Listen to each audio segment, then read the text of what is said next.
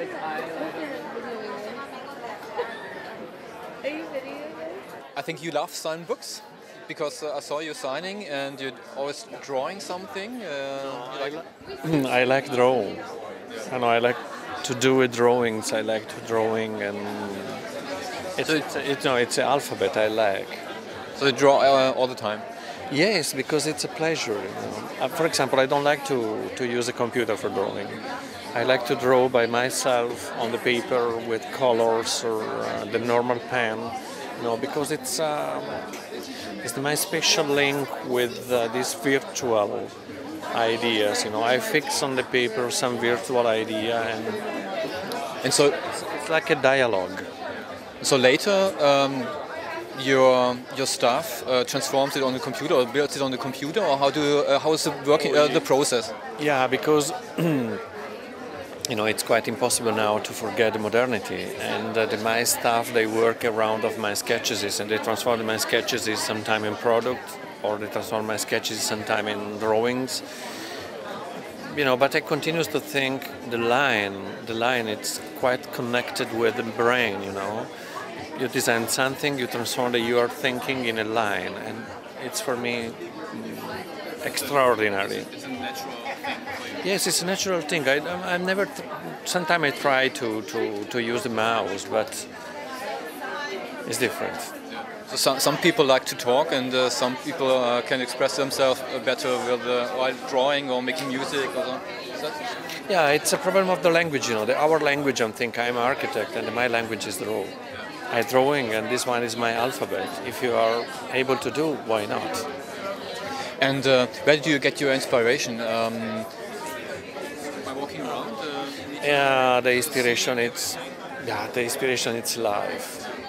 It's life. You walking on the street, or I look in the life. I look in the people. I look in the girls. I looking again the girls, and but it's life. It's art. It's literature. It's movies. It's photography. Everything. It's good for taking inspiration.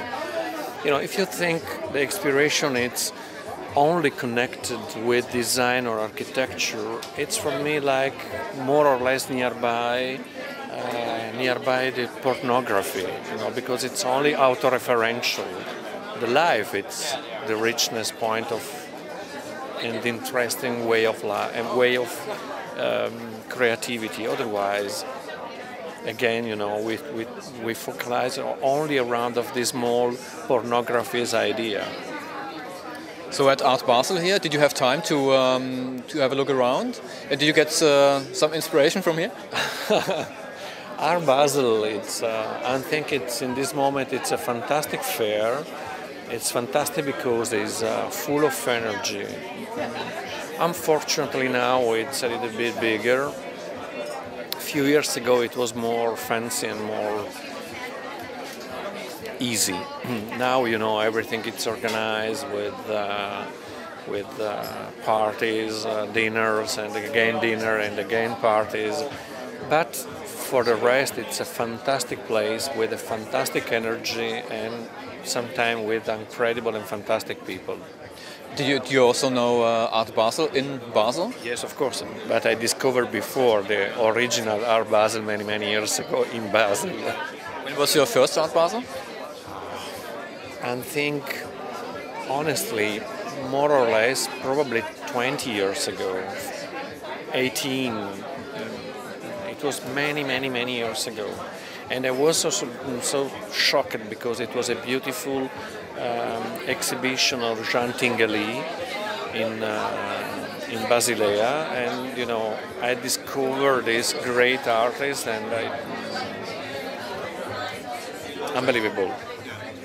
But for me, the original one, it's in Basel. Tell us a little bit about the project you do on Dellis Cay. How did it come about? What was the idea? The idea is it's a collection of contemporary architecture in the Caribbean, on the Caribbean island. Normally in that country they built something.